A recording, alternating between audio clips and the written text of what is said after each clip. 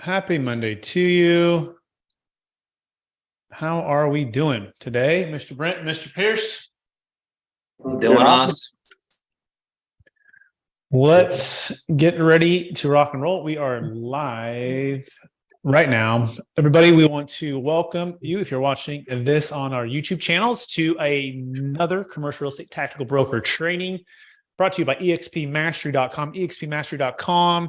Learn how to level up your real estate brokerage business in a way that helps you to produce cash flow and advanced ways to help your clients more, sell, defer tax, how to market, digital marketing, negotiation, underwriting, all of the things that you need to be a successful broker or an agent.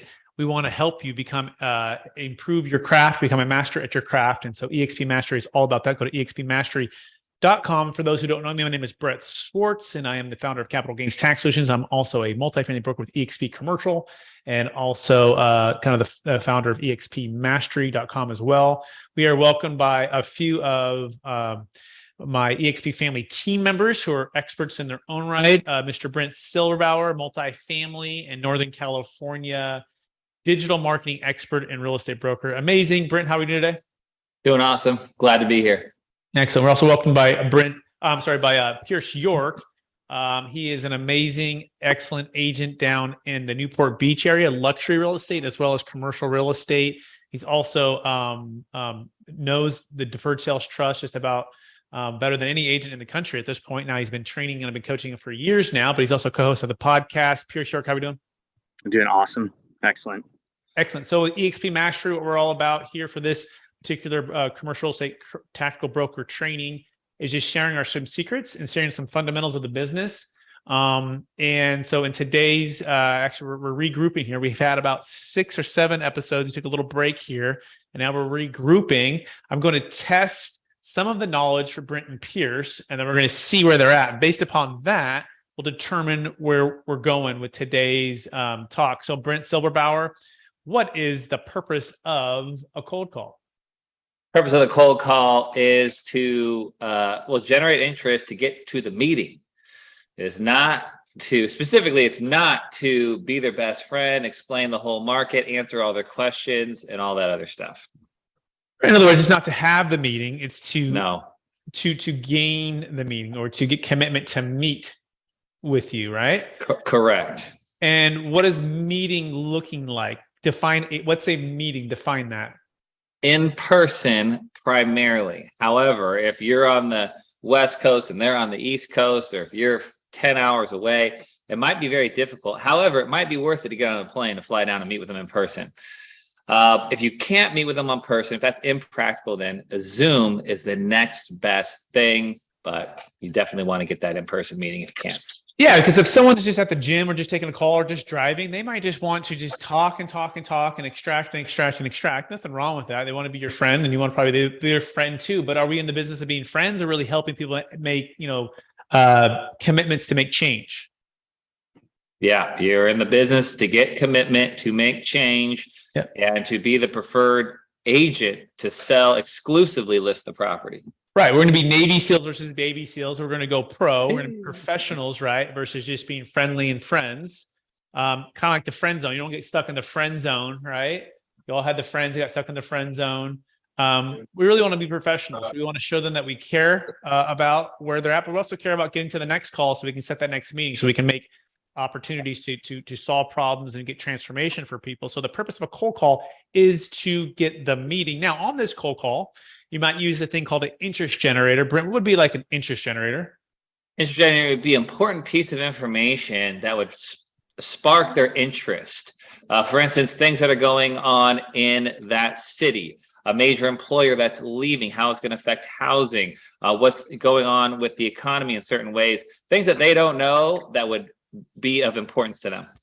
Exactly. It's something that's going to kind of maybe stop where they're thinking, get their curiosity part of their brain moving a little bit, and something that they're going to want to get more information on, but something that's timely, that's specific, that has some kind of action they can actually take.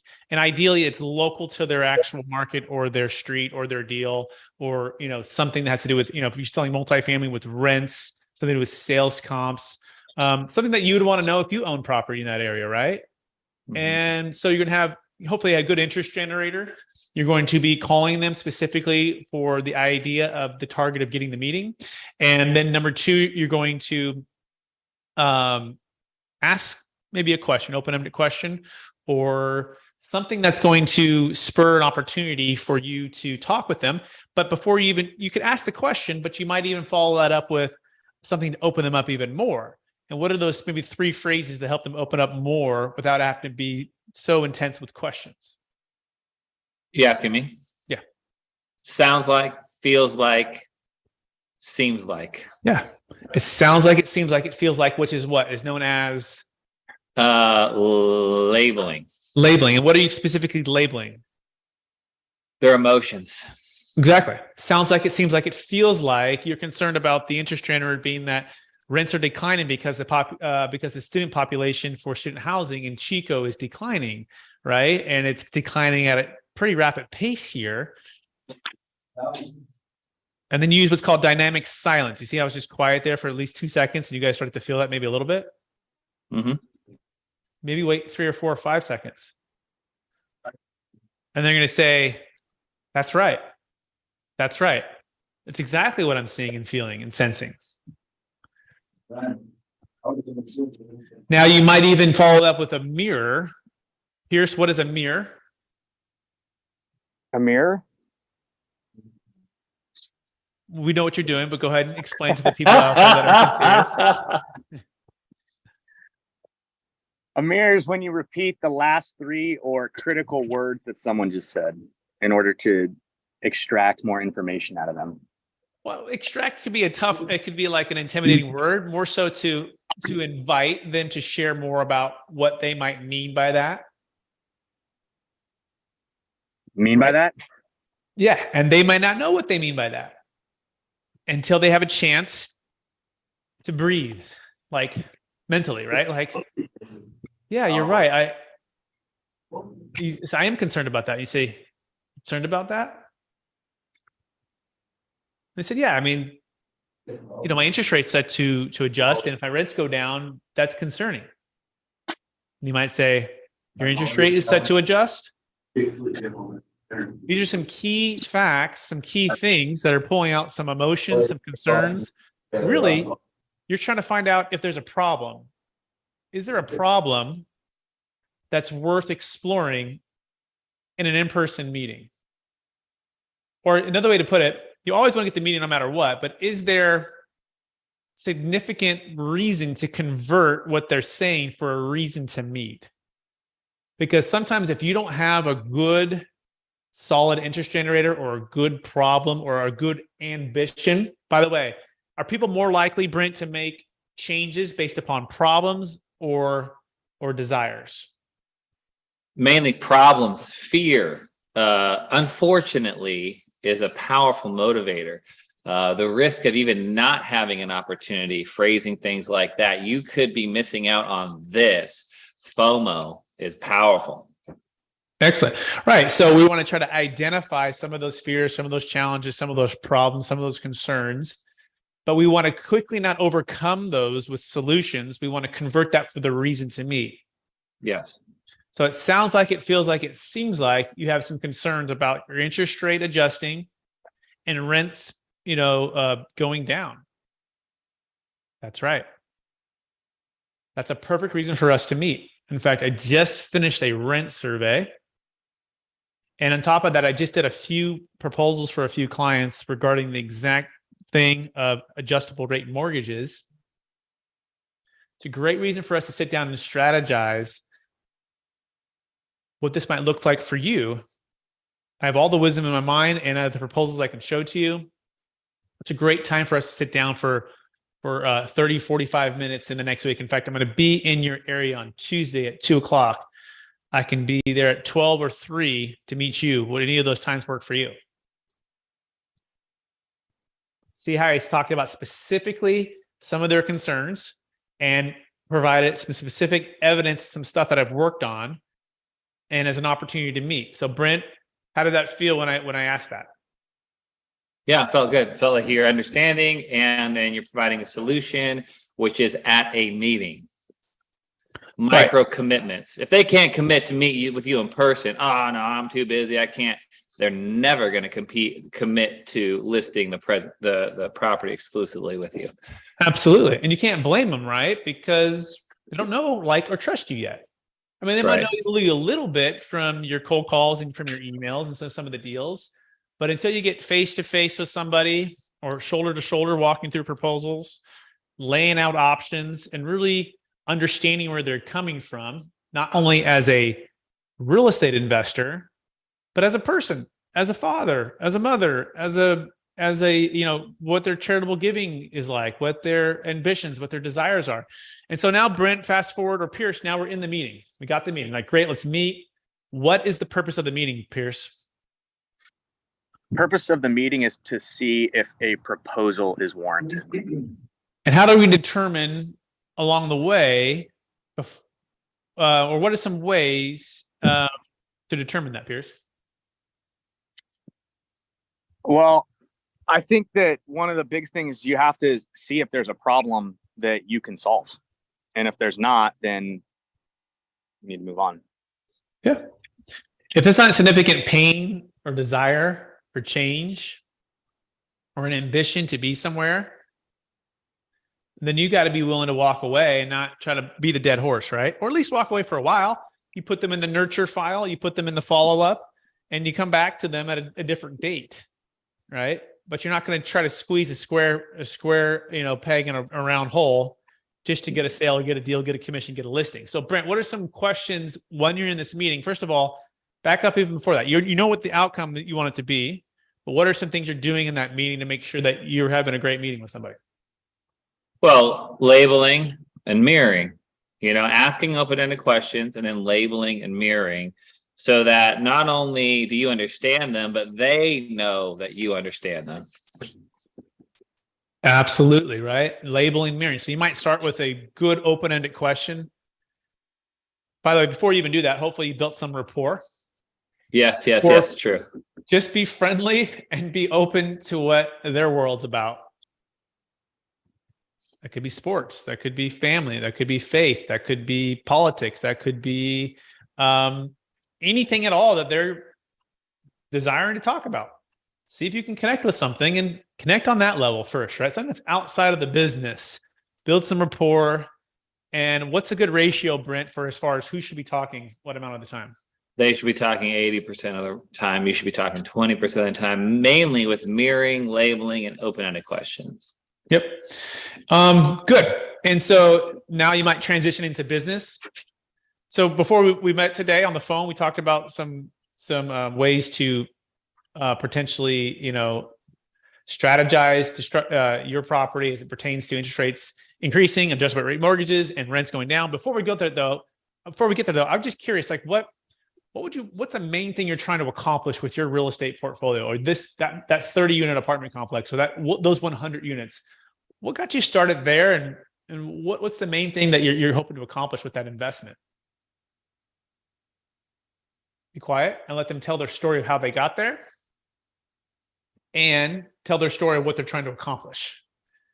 And during this time, you're taking good notes and you're looking for good mirrors and good labels. In other words, you're listening for emotions and you're listening for some key things that they're saying. And you might write down 2 or 3 good mirrors and 2 or 3 good labels. And as they're going, you're inviting them to share more through some good mirrors. I really want passive income to replace my W-2 job. Passive income, replace your W-2 job? Yeah, I was working as a doctor, 60 hours, 70 hours a week. I wasn't really seeing my family too often. And I just wanted to be able to get some investments for tax purposes and be able to, eventually not have to work as much. I might say, work as much? Yeah, I'd like to be retired 5 or 10 years earlier, and I'm pretty much on track now. I mean, this property is worth $5 or $10 million, and it can produce X amount of income. You might move into a label. Label, yeah. You might not want to do too many mirrors. Mix mirrors and labels. It sounds like, it feels like, it seems like you really got into this to be able to spend more time with your family, have some passive income, some tax incentives, build some wealth, and then just see what they say. Yeah. And they might even expand upon that a little bit more. And this, and that, and this. And then great. The more that you can help them explore what they're trying to do and where they're trying to go, now we're in the flow with them because we're understanding where they're at. Brent, want to add to that?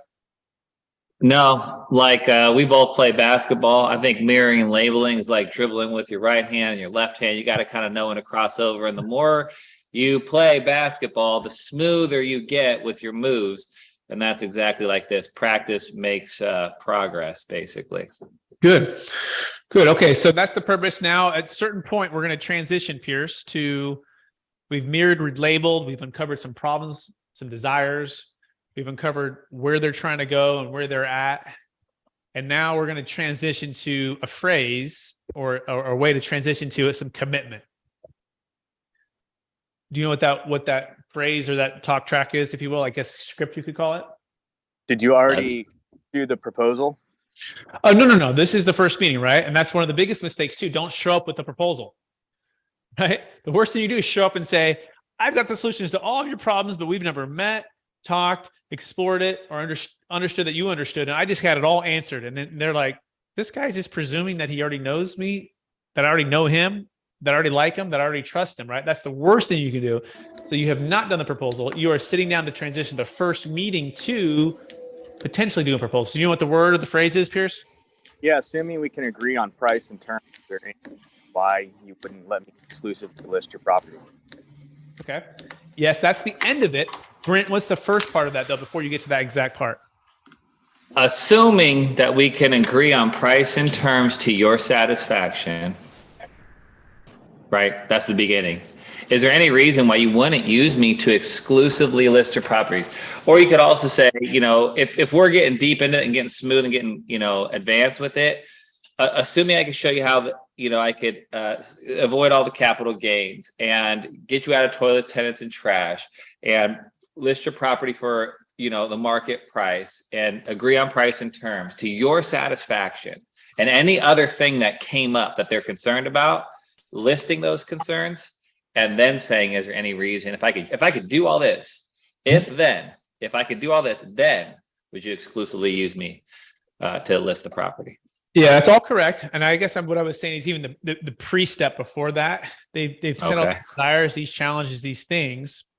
And then you could say, look, based upon what you've told me, it sounds like, it seems like, it feels like you would really benefit from a detailed pricing and financial analysis to determine if it's wise to list the property and sell it now to solve these challenges. I do this complimentary for my clients or potential clients like yourself. Do you see how that might be helpful to you to really do a sales comp, rent comp, detailed analysis on your loan, everything that's going on? Basically, it's like an MRI or an X-ray of what's happening in the marketplace as it pertains to your specific property and for your planning purposes and for your clarity of what direction you could take, regardless if you list or not list right now. Would that be helpful for you, Mr. Seller? Now, they say that would be helpful. Now we transition into, great, I'm going to be spending a couple weeks on this. It's going to be a detailed analysis. I'm going to need your current rent roll, your income and expenses statements for the last 2 years, plus your copy of your current note. I'll send you a list of that. How quickly can you think you can get that to me? Now, what I'm doing is I'm gauging whether or not they're committed to this process. I already brought it. It's right here. I can have my assistant send it to you right now. Right? Their actions are going to speak louder than their words. I'm going to send it over to you. Great. As soon as I have that list of those items, I can put a detailed analysis together.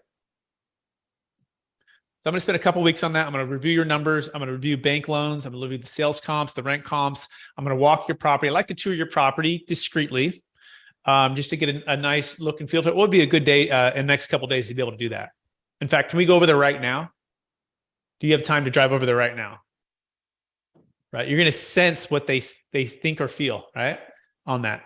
And I'm just basically gauging whether or not there's even some kind of real commitment there. Then I'm going to transition to, excellent. Looks like a proposal is warranted, and it's going to really be helpful for you making any decisions. Assuming we can agree on price and terms, and to your satisfaction, the proposal shows how we're going to help you achieve what you want to achieve on X, Y, and Z with capital gains tax, with the 1031 exchange, with increased cash flow, with more time with your family, with all of these things. And it's all to your satisfaction. This proposal shows this. Is there any reason that you could think of at this point why you wouldn't allow me to exclusively list your property with you when I come back with that proposal? And be quiet. And they're going to start potentially bringing up objections and challenges. I mean, expect that every single time. And then what's that going to move back into, Brent? I don't know. Mirroring And labeling. Right? So now we're actually getting somewhere. Now they're seeing that you're about to put in a lot of time and energy. They made some commitments to send you some information, commitments to see their property. We're moving from the friend zone to the professional zone. That makes sense? Mm-hmm. And we're moving into commitment zone, right? Which is not friends, but potentially be able to serve them as your client. Move to the more marriage zone, if you will, right? And by the way, they're testing you too as a professional to see where you're at, right? If it's so easy for them just to get information and proposals out of you, they probably don't want you selling their $5 or $10 million property or asset. You have to understand that. They're constantly either subconsciously or actively testing to see if you are the person to be in the dogfight with, right? To be negotiating on their behalf, looking out for their best interest, having creative options, right? People show up with lack of clarity, lack of confidence, and lack of creativity. So our role is to bring clarity, confidence, and creative ways to solve their challenges, right? That's what we get paid to do. Okay, so then they say, no, I have that. I'm willing to commit to that. Assuming we can agree on price and terms, is there any other reason? No. I mean, they might say, I'm talking with such and such broker. My so-and-so nephew is a broker. What are your fees? What's the price going to be? And, hey, assuming we can agree on price and terms and the fees are to your satisfaction, we can show you how. And by the way, I would say the fees, like, yeah, what are your fees? And you say, the fees? You mirror that. And they say, yeah, the commissions to sell. And you say, my commissions to sell? Yeah, your commissions to sell. Buy side and list side? Yeah, buy side and list side. So make sure you're also narrowing down, because sometimes they might think, oh, this was this, or this was full fee or half fee. But you're not here to negotiate. You're here to understand where they're coming from, right? And you label that, and you might say, it sounds like you want to make sure you're getting paid, we're getting paid for the value we're bringing, or whatever that concern is, right? You might say my fee is 6%, and that covers both buy side and sell side, typically 50-50, based upon who we're working with and the marketing plan that we choose. Be quiet for a second. See if there's any objection or any concern there. If there is concern or objection, you might say, seems like that might be of concern to you. And let them say that it is. No concern. I was just more curious. Excellent. Assuming we can agree on price and terms, and you can understand the value that you pay for in our commission, and to your satisfaction, I bring back the proposal to you to help you solve A, B, and C, which we talked about, and alleviate, D, E, and F. Is there any other reason why you wouldn't allow me to exclusively list the property with you? No, there's no other reason. Hopefully they bring up 2 or 3. You actually want them to bring up those objections, right? So you can mirror and you can label, you can mirror, you can label, and then you can say, I'll come back in my proposal and I will address that. And assuming we agree on price and terms, and I address that to your satisfaction, is there any other reason? Is there any other reason? Is there any other reason? Now you go back and you do the proposal, Brent, and guess what you do? You have a page for that exact thing ready to go. But do you show up and just all of a sudden just present it right away? No, not necessarily. You have the proposal ready to go. You've done your homework. You are the expert. You're the Navy SEAL. You've done the rent comps, the sales comps, the underwriting. You talk to the lender. You've viewed the property. You've viewed the comps. You've done everything you can to provide solutions and opportunities. And when I go to present my proposal, I am speaking with them from a spot of authority, because you do, because now you should know more about their property and more about the market than they do, because you've been studying for the last 2 weeks, and hopefully you've been in the last 2, 3, 4, 5, 10 years. You've talked to all the sellers. They don't have the time and energy to do that. You talked to all the sellers, the lenders, all the brokers who've done all the deals, and you are coming with an expertise for evaluation of their property. And you're showing up and you're saying, hey, based upon the comps, based upon all my research, based upon all the conversations I've had, I think your property will sell for $5 million. And you be quiet. And they're going to say, show me. Great. Let's look at the comps. Look at your underwriting. Let's look at where these things are at.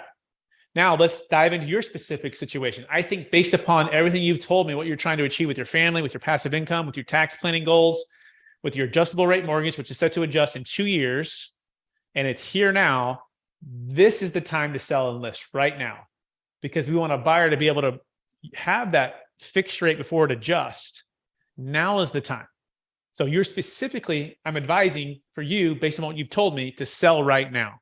Now, that's nothing if you have to pay all this tax. So here are the options for the tax deferral. A, 1031 exchange, you know it. We're going to look right now. Here's our plan to try to find properties off market, on market. B, the deferred sales trust. It might even be your first plan if you don't even want to buy any more properties. C, it could be a Delaware statutory trust, or we do a mixture of all three.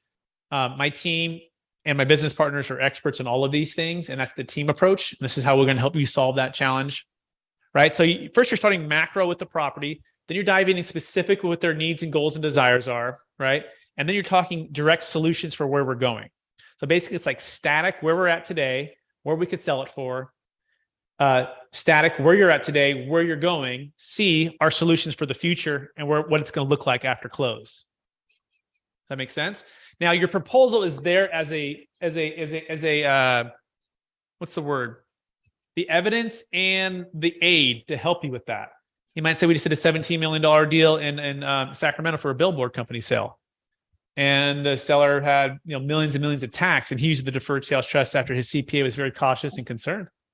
We did another one in Sacramento for $1.8 million, right? And this seller, it was a partnership and they wanted to go their separate ways. And in fact, their 1031 was failing, and we saved a failed 1031 exchange, right? And you might have some of those deal stories of how you marketed the property, how you got more offers, how you did whatever you did to help them overcome their concern with fees, with 1031 exchanges, whatever it is. It's just an aid, but you are the presentation. The worst thing you can do is just hand it over to them and just have them start flipping through and asking random questions. You just transferred all of your time and energy away from you, who is the expert, to the proposal. Now, of course, you can leave it with them afterwards, but that is sitting there next to you and you're engaging in the conversation. Is that making sense here? Yes. Questions, Pierce or Manuel? Hello, welcome. Well, feel free to unmute yourself. Do you have at this point? The only question that I have was, can you go over the transition to the close, the micro commitment for the proposal again? So back to we're in meeting number 1. So we've had our cold call, we've had our meeting, and the question is a proposal warranted? Kind of the micro close there?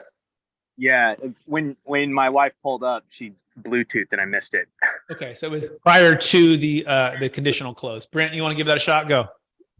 Prior to the conditional close. Okay, so reiterating their concerns and their goals. So assuming I can show you how to sell this property, avoid the capital gains, get you increased cash flow, whatever those items are, and assuming we could agree on price and terms, is there any reason why you wouldn't use me to exclusively list your property? So that's the conditional close. I think Pierce is asking prior to that, right? Prior. Yeah. So even prior to that, Brent. So okay. Talk about their desires, because guess what? You showing up, if you just talk about their desires and their challenges, how is that connecting to them selling? You got to transition to the micro close, right? So you could say something along the lines of, it sounds like, it seems like, it feels like a proposal would be warranted to really do a deep dive X-ray of your property and your financial situation with your debt. That might lead to potentially wanting to sell right now. Okay? I'm not sure until I do the analysis and we look at this, but based upon what you're telling me now, it feels like a proposal would be warranted to give you some clarity on even if you don't sell today, you might sell in 6 months. Things could change, right? But based upon what you've told me, you might even say, hey, given your interest rate, I mean, this is a no-brainer to at least look at. It's a complementary analysis on your property as it pertains to your loan, sales comps, rent comps, everything that's going on. Do you see how that could be of value to you? Yes. You want him to say, yes, I could see that, right? Or does it sound unreasonable to want to get that, look at that right now? It doesn't sound unreasonable. Great. Now, assuming we can agree on price and terms to your satisfaction, and the proposal shows why it's warrants for you to sell, is there any other reason why you wouldn't allow me to exclusively list the property? That makes sense? So, and by the way, you got to basically convert the conditional close from the meeting itself, and that middle part is that proposal as it pertains to actually selling the property.